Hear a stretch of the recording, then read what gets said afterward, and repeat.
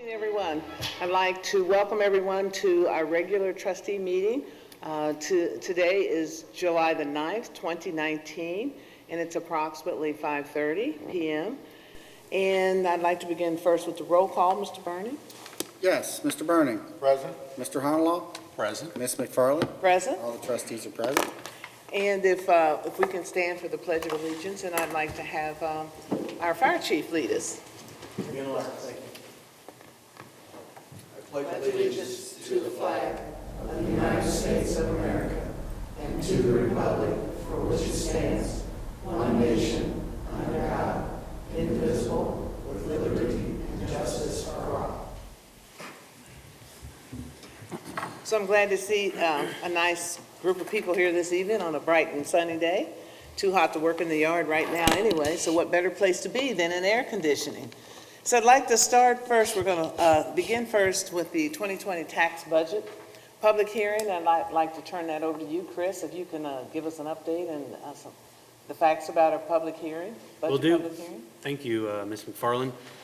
This evening, I would mention Kim Cox, our finance director, is here in the audience as well. So if there's any questions with what we go over the process regarding the tax budget, she's the person to ask, and she was the person who created such a document. But as the board is aware, we do this every July. The tax budget is a required function of the township budgetary process. Every July, we look to review and adopt the tax budget by July 15th. It's due to the county auditor by July 19th. It is required per Ohio Revised Code 5705.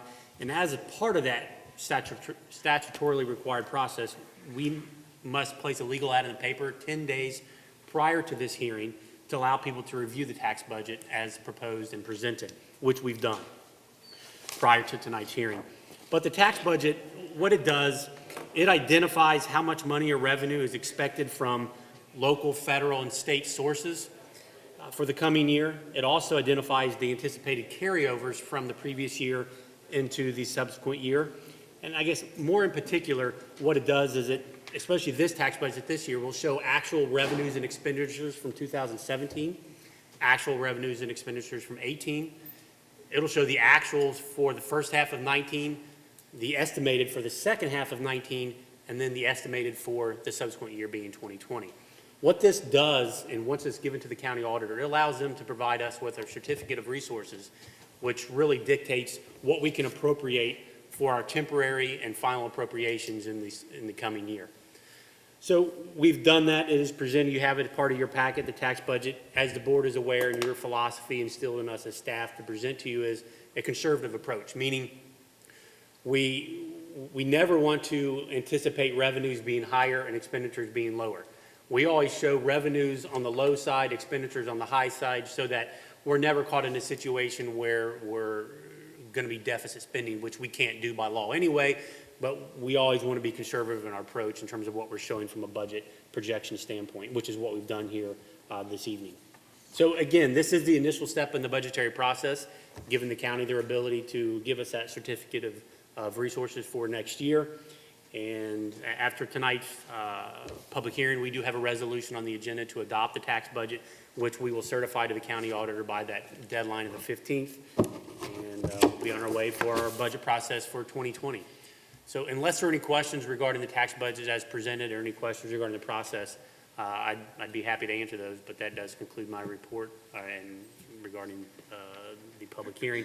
And then, Kim, I don't know if you want to add anything, if I missed anything regarding the process of the tax budget itself. Okay. I have no further questions. No, and I just want to commend Kim and you, Chris, for the work that you do. This is a normal process. This is something that we do on an annual basis, and I'm just glad that we're able to continue to stay on top of everything, and we can get those numbers and get that certificate like we're supposed to have, so we can continue business as we've been doing. So I just want to applaud both of you for the great job you did, and everybody else and anybody else that helped you get to this part. Very taxing. Yeah. Very taxing. And as we have trends in revenue, we do adjust the tax budget and our approach every year. Kim and I usually meet once or twice before it's finalized to make sure that we're on the same page regarding what we're presenting. Take the Joint Economic Development Zone as an example, and that revenue. Now that we have 3 or 4 years of revenue, we can more accurately predict what we think the revenue will be in the coming year. So we adjust those revenue numbers based on the trend that we're seeing from previous years.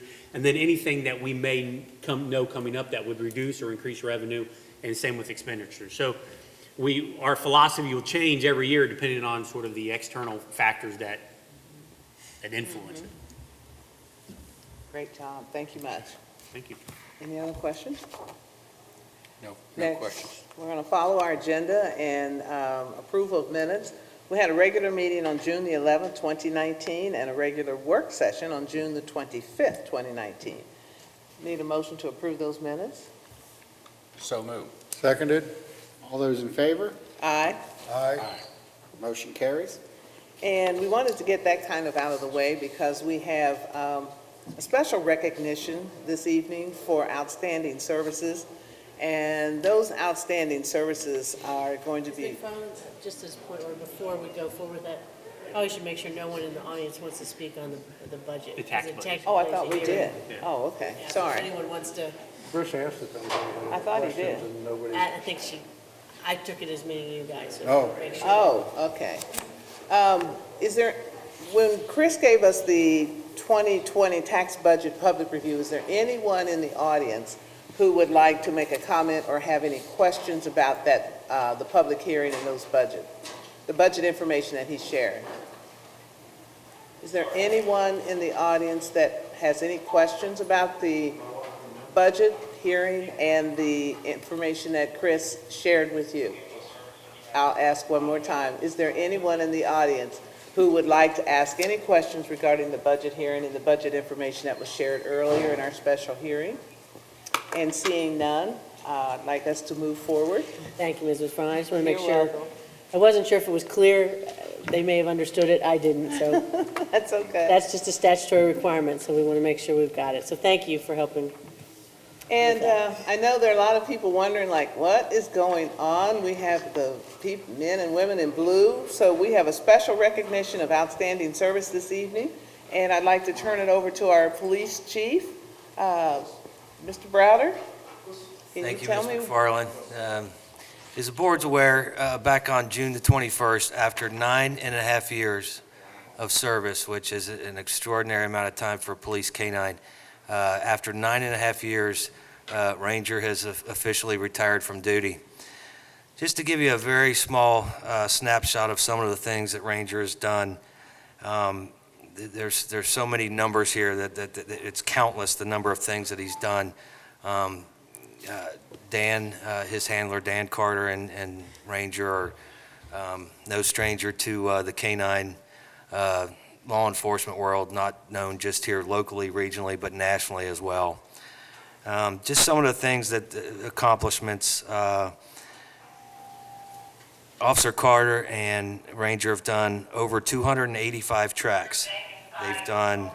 They've recovered 46 pounds of marijuana, 312 grams of cocaine, 164 grams of marijuana, 78 grams of methamphetamine, numerous drug paraphernalia arrests, and through the nearly 400 narcotics searches that the canine and Officer Carter did, they were able to seize nearly $56,000. Oh, my goodness. So when you equate 9.5 years to expenses and what it costs to have a canine program, this extraordinary canine and his handler have paid for their own program. So that's extraordinary.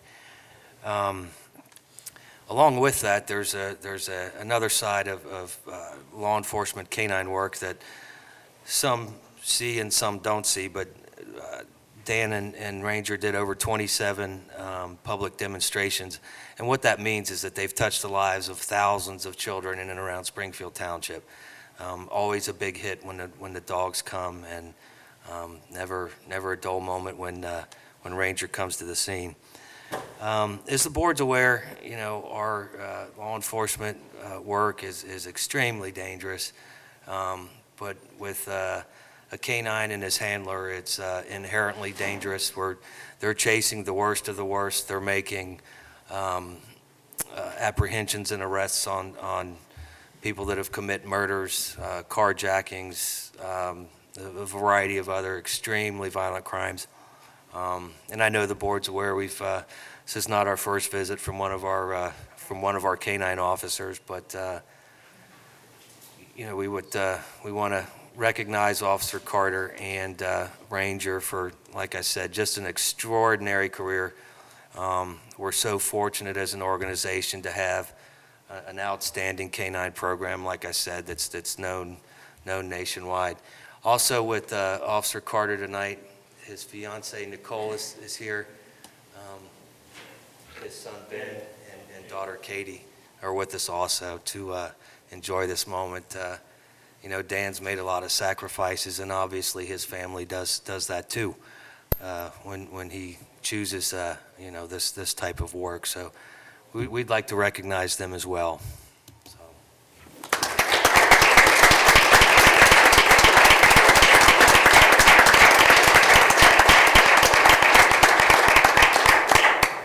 So Dan, on behalf of the Board of Trustees and the Police Department, we have You guys want to go down in front? a few little things for you here. Hot dogs.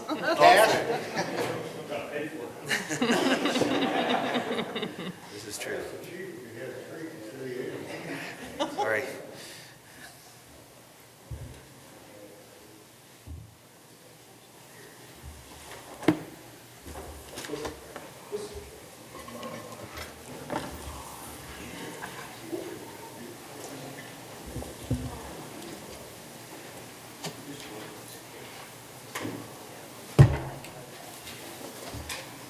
So, Chief, did you want to read this?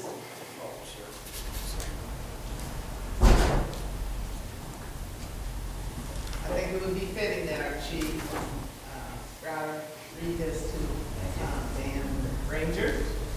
Okay, K-9 Ranger, in service 2010 to 2019. And it states, "Trust in me, my friend, for I am your comrade. I will protect you with my last breath. When all others have left you and the loneliness of the night closes in, I will be at your side. Together we will conquer all obstacles and search out those who might wish harm to others. Together you and I shall experience a bond only others like us will understand. And when our time together is done, and when you move on in this world, remember me with kind thoughts and tales. For a time we were unbeatable. Nothing passed among us undetected. If we should meet again on another street, I will gladly take up your fight. I am a police working K-9, and together we are guardians of the night."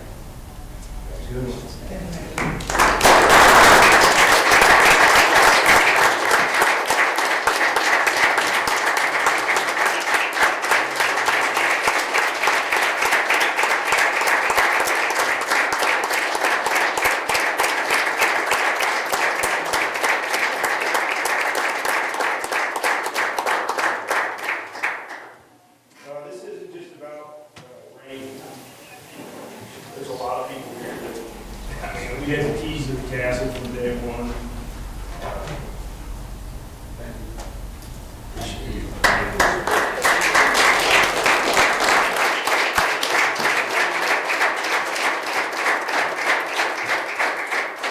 And then Dan, on behalf of the Springfield Township Police Association, we also have That's a ceremonial blanket for you.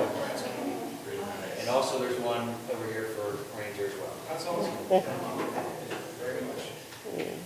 You did that, Chief? Did it all last night. Yeah, good luck.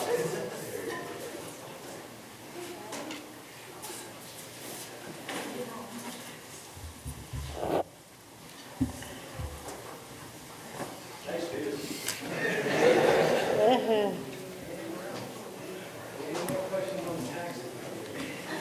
How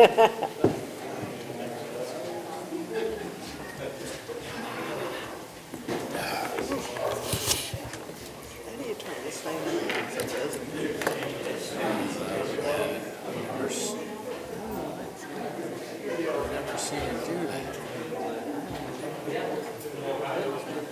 Kathleen, Paperclip. can you flip this for him?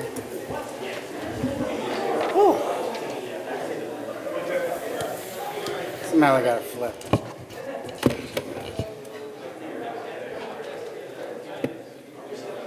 stay like that.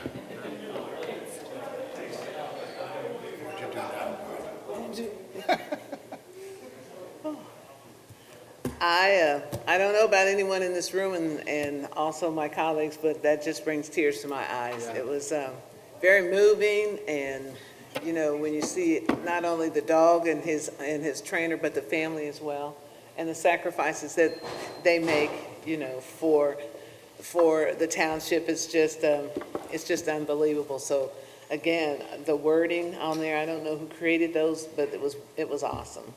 So thank you thanks to everything that all of our services, you know, provides for us here in Springfield Township. And I think this is just one of many of the great reasons why living in Springfield Township is a great place to live.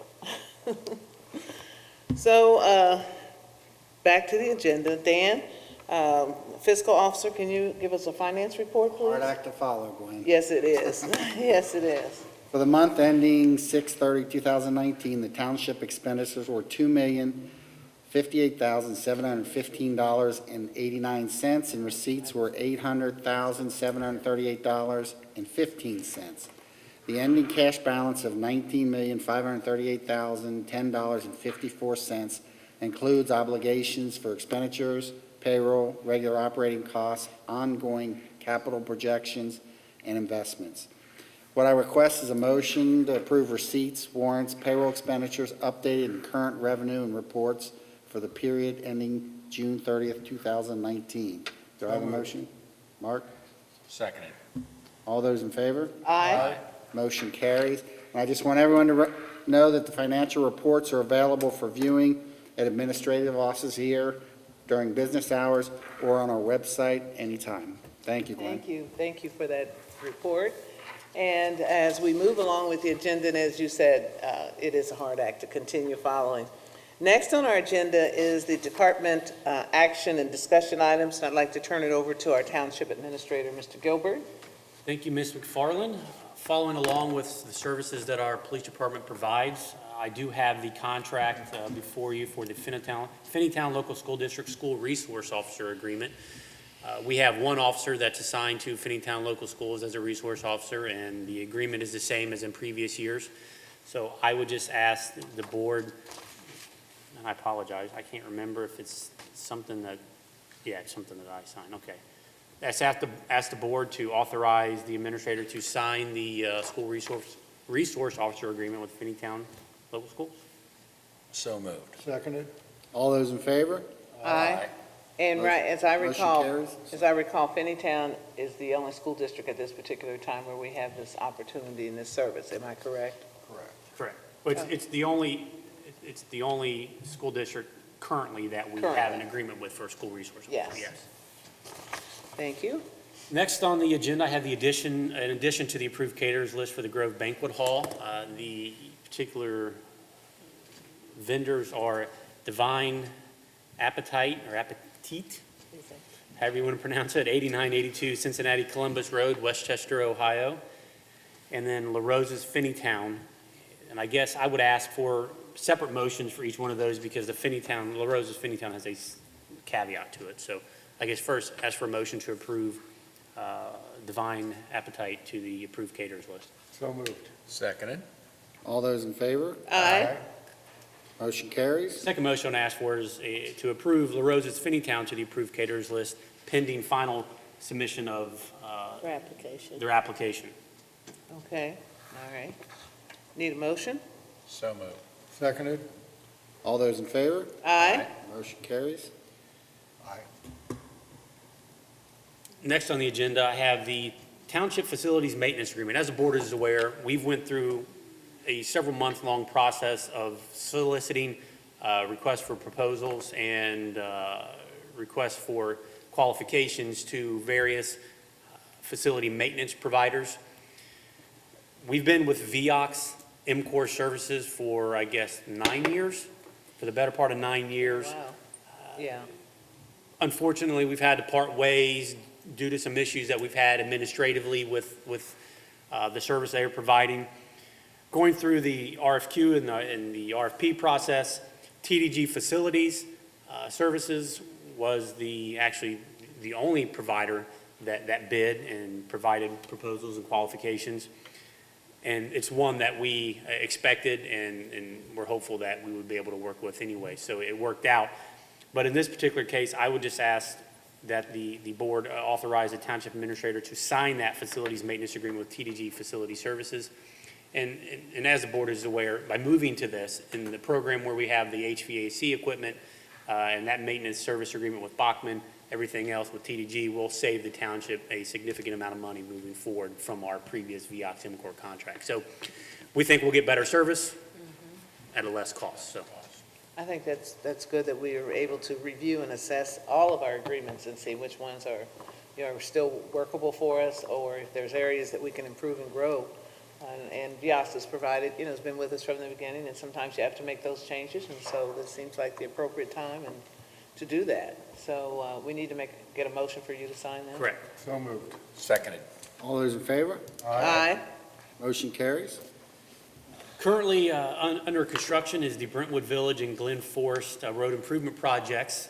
Those are both skip projects that were awarded last year, under construction this year. As a result, in meeting with that neighborhood, they approved an assessment component to pay for a portion of the 50% of that project we were responsible for, being the other half being provided for by the grant. As part of that statutorily required process, we have to have an assessment equalization hearing to ensure that the assessment amount is just and equitable, and we invite the individuals that are going to be assessed to that meeting and allow them to express any concerns or objections to the assessment amount. We've done this multiple times over the previous few years. So I would ask that the board pass a motion to set the time and date for those hearings for August 13th, which is prior to our next regular meeting, for 4:45 for the Brentwood Village and 5:15 for the Glen Forest. Will that work with your schedule, Joe? How about you? I'll make it work. Okay, me too. 5:45 on. 4:45 and 4:45 on August the 13th. That works for me. Okay, 4:45 and 5:15. yes. And 5:15, two separate public hearings. Okay, that'll work for us. Ask for a motion. So moved. Seconded. All those in favor? Aye. Aye. Motion carries. So we'll send notification out to them regarding? Yes, for sure. Okay, Yeah, they will be notified. okay, thanks. Next on the agenda, this is an item that we had tabled at our previous meeting, as we had some questions and there were some revisions that needed to be made. The Beech Grove Cemetery rules and regulations, as the board is aware, we are now maintaining that property as the owners of that cemetery, and as a result, we felt it was prudent to have some rules and regulations associated with the burial processes and the acquisition of burial plots by individuals for that particular piece of property. So you have before you the proposed Beech Grove Cemetery rules and regulations that Mike Gould, Laura Abrams, and Kathleen Kennedy all reviewed and has been vetted by them. And I don't know, Laura, if you want to mention anything regarding these, because I know some of them are statutorily required, right? There was some updating we needed as a result of some changes in the statute. Joe, you mentioned at the last hearing some concern about the transfer language in the individual one. Right. I did send an email, I hope you all received it, but we did revise that. It used to be that you could more limit the transfer of a cemetery lot or a niche for the urns. It's not really the case you can do that anymore. But we also wanted to make clear that when people buy a lot or a niche or however you want to say it, that they're not actually buying that property. They're buying the burial rights and the urn placement rights. So we wanted to make sure that that was clear. There's also a provision in the law that we added to it where we can reclaim those lots if no one's buried in them for up to 50 years. And we allowed 40 years for the first notification, and then allowed a 10-year renewal if somebody still wants to be buried there.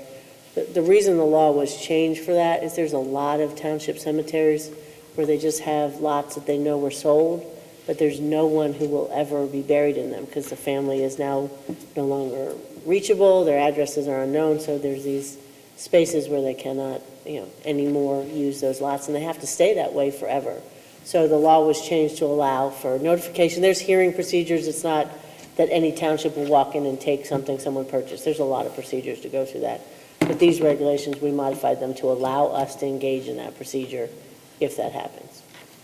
Was the $15 fee for the transfer, is that a statutory thing? It is not. You can establish any fee you want. That seems to be the standard fee people are using.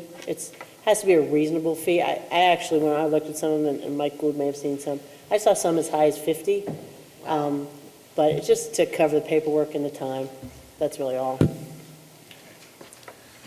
I think they look very good. Commend everybody for their work on getting them in their current form. And getting it transferred over all those years. After all those years. Yes.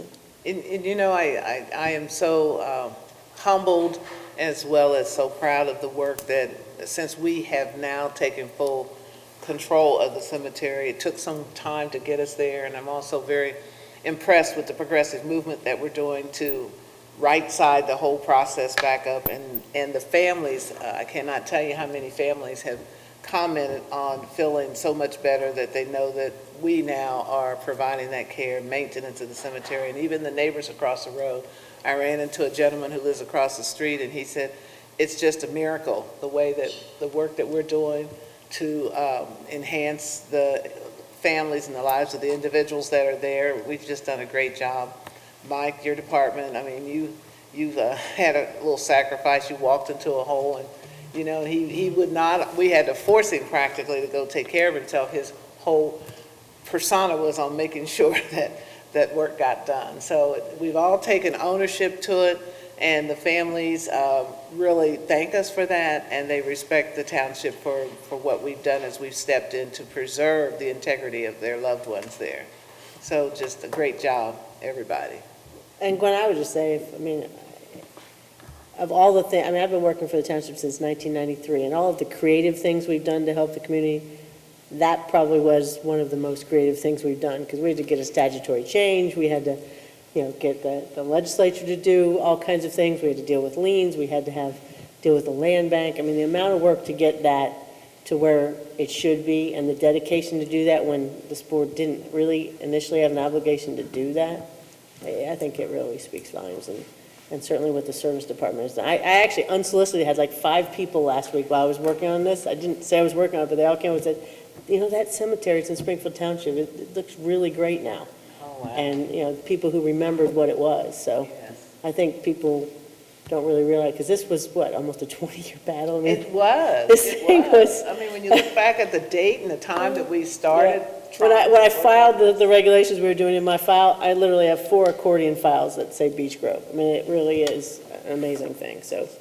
And I have to would commend echo you that. as well for making sure that we stayed focused, because at times I was not. You were focused. frustrated. I was There's- frustrated, and I said, we've got to do something now, and Yeah. you just calmed me down so we could all move forward. So it was really a team effort, and one of my favorite sayings is teamwork makes a dream work, and that's what this was, I think. So thank you, everybody, for everything that we all did to make this happen.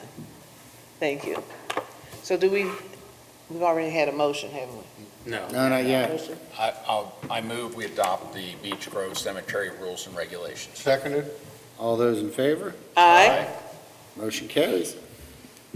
Next, I just have a few discussion items. The board is aware every year, a couple times a year, I let you know that we've disposed of some property that is no longer fit for public use and is rendered no value. So you have that list of that property that was disposed of before you. Next, I do have a personnel update. In the fire department, we had the promotion of Michael Stickney to a part-time medic firefighter. We had the promotion of Kevin Richards to captain within the fire department. And we had the promotion of Jonathan Busing as lieutenant within the fire department. We did receive the resignation of full-timer Joe Plackey. His resignation date is June 17th, 2019. In the police department, we had obviously the retirement of K-9 Officer Ranger, as we just had that presentation earlier. So I'm sure he'll enjoy his retirement. Did he get a hot dog? I don't know. So somebody kept asking for it. Did Bradley? A hot dog, he needs a steak. He's fed well. No worries. Looking at the rest of the departmental activity reports and community events and programs, the board has those before you. Unless there's any questions, that concludes my report. Okay, thank you. Thank you. Thanks, Chris. Next on our agenda are the resolutions. First resolution is number 63, 2019, declaring nuisances pursuant to Ohio Revised Code Section 505.87 at various listed properties within Springfield Township and authorizing statutory actions necessary to abate the nuisances. Need a motion. So moved. Seconded? Mr. Burning. Aye. Mr. Honalaw. Aye. Ms. McFarland. Aye. Resolution carries. Okay, the next resolution is number 64, 2019, establishing assessment for abatement of nuisance and certifying same to the Hamilton County Auditor, which was just shared with us earlier. This resolution was going to be there by our administrator. I need a motion. So moved. Seconded? Mr. Burning. Aye. Mr. Honalaw. Aye. Ms. McFarland. Aye. Resolution carries. The next resolution is number 65, 2019, adopting the 2020 tax budget. Need a motion? So moved. Seconded? Mr. Burning. Aye. Mr. Honalaw. Aye. Ms. McFarland. Aye. Resolution carries. The next resolution is number 66, 2019, declaring motor vehicles located on public or private property in Springfield Township, Hamilton County, Ohio, to be junk motor vehicles pursuant to Revised Code 505.173, and ordering the removal of such vehicles pursuant to Resolution Number 80, 2012, and Revised Code 501.871. Need a motion? So moved. Seconded? Mr. Burning. Aye. Mr. Honalaw. Aye. Ms. McFarland. Aye. Resolution carries. Okay, those are the resolutions for right now, for this evening. We're going to move on with the agenda. Do you have any old business, anyone? I do not. Any new business? Not tonight. I don't know if this is new. I think this is new. It looks like, want to congratulate our fire department. Looks like we have received Ohio Department of Public Safety Division of EMS grant request. Can you maybe go into that a little bit more? This seems fabulous. And how's that going to help the individuals that we're serving here in our township? Each year, the Ohio Department of Public Safety Division of EMS, they grant awards for EMS training resources. We apply for it each year, and then we compete amongst 1,200 other fire departments for monies that are generated through actually citations by our law enforcement partners. Thank you very much. And then they give us an award. This year was just under $3,000, but it is will be used in our training division. And already we are planning on purchasing 3 CPR mannequins. Oh, okay. These mannequins now comply with American Heart Association standards, where you have to be able to measure the efficiency of your chest compressions. So it's not like in the old days you could just push on recess a Annie. These are now high-tech mannequins now that actually measure your efficiency and your depth of compression and your rate and so on. And then they give you a readout. Right, by the computer. Yes, by computer. So they give you a readout, so the person working on that can then actually get a report card on how efficient and how well they were doing. So, but they're expensive. They're $1,000 a piece, and we plan on purchasing 3 of those, and those will be purchased within the next 90 days. Fantastic. So do we have any for infants or children? Or is that yet to come, or is there a need for that? We have some currently, but those may be replaced next year. Okay. So Chief, do we have classes open to the general public on CPR or any of that? We schedule them on an as-needed basis. We don't have any on a regular monthly basis, but we get contacted by doctor's offices. We do classes for coaches. We do classes for teachers, and we do classes for the general public if there's enough interest. Joe, I think that's a great question, because it seems like recently there's been questions raised regarding, do we provide that service here? And I couldn't answer exactly, so I'm glad you brought that up.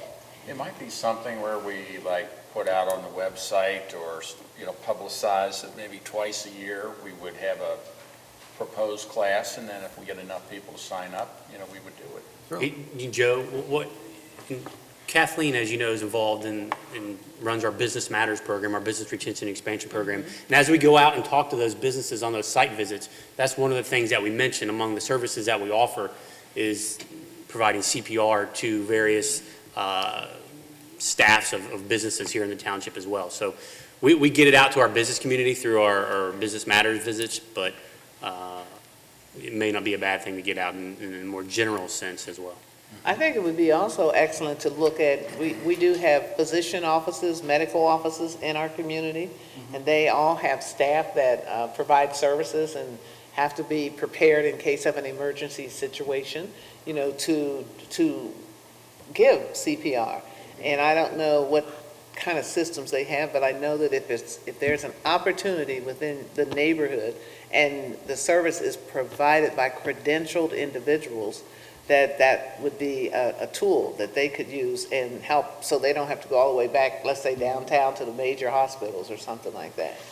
So I just think that's something we should explore. We'll do that. Thank you. I'll report back to you. Okay. Thank you. That's all I have. Now we come to our agenda where we have an opportunity for client participation and citizens, I'm still in the medical field, citizens participation. I was in meetings all day in the hospital, so I'm sorry. Citizens participation, and that gives a citizen an opportunity to come to speak with us and address us regarding any questions that they may have.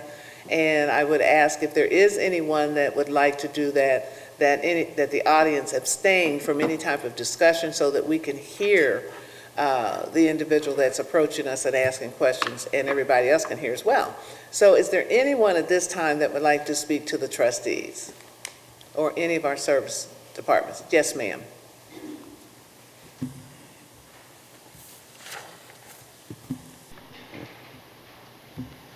Dr. Vlasta Molak, 8987 Cotillion Drive, Cincinnati, Ohio 45231. There was a wonderful article about our trustee, Gwen McFarlane, in the Cincinnati Enquirer with a beautiful picture of you. And I congratulate you on your achievement, or maybe I should say the opposite, because now you are chief of the Democratic Party, which is a job for itself, and hopefully you will straighten them out. And then move on to Washington to straighten them out in Washington too. Anyway.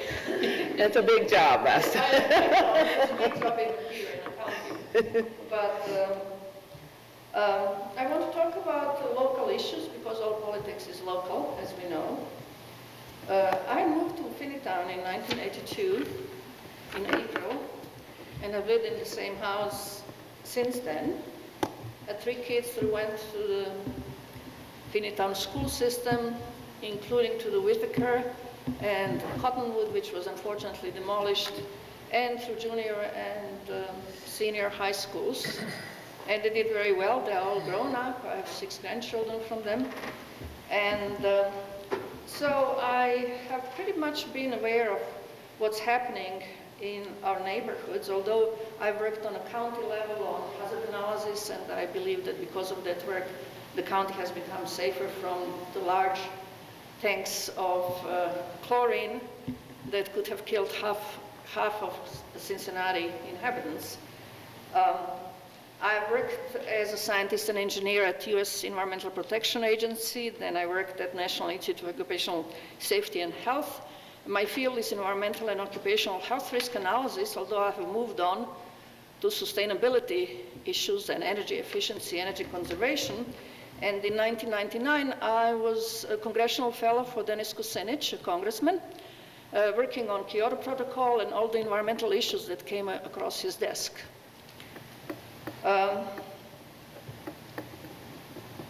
Subsequently, Oh, yeah.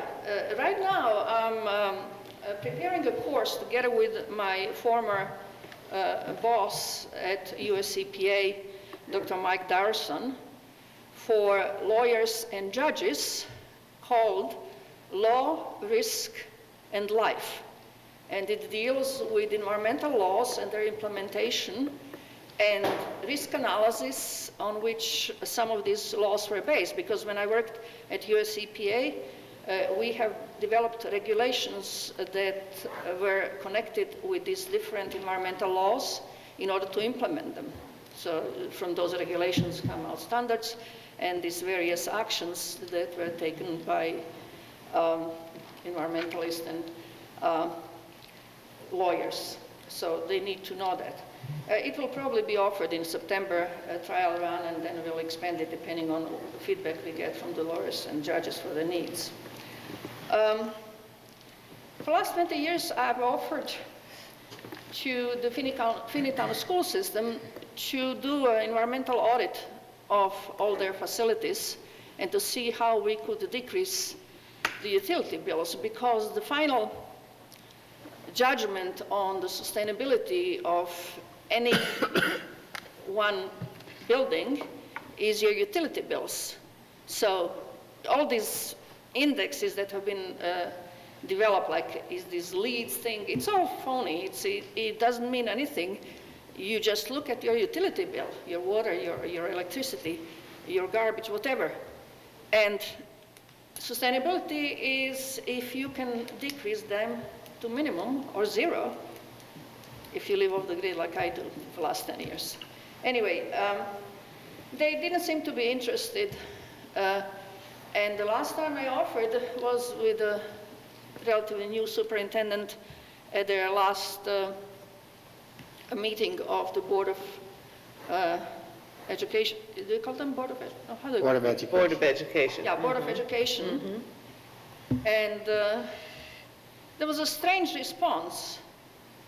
And then I got a call that a week later that there is a meeting at which they'll be discussing demolishing all those buildings and building totally new facilities.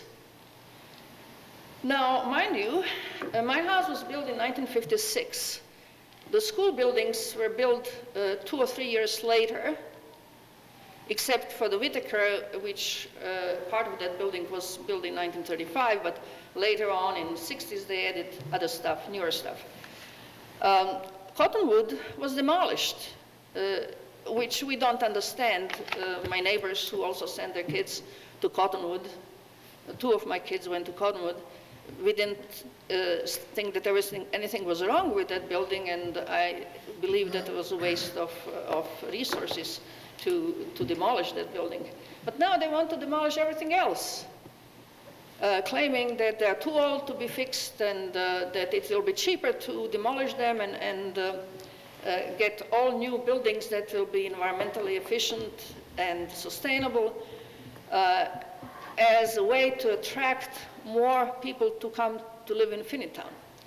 Now, I have done environmental audit from the outside, but I need to get my architect and civil engineer, structural engineer to do the inside to see what we could do with those buildings. But they claim that they've done it already and that they had published it on their website, which I had searched and I couldn't find anything. And they now want us, the citizens, to approve a tax increase, real estate tax increase, that would be about $300 per $100,000 property.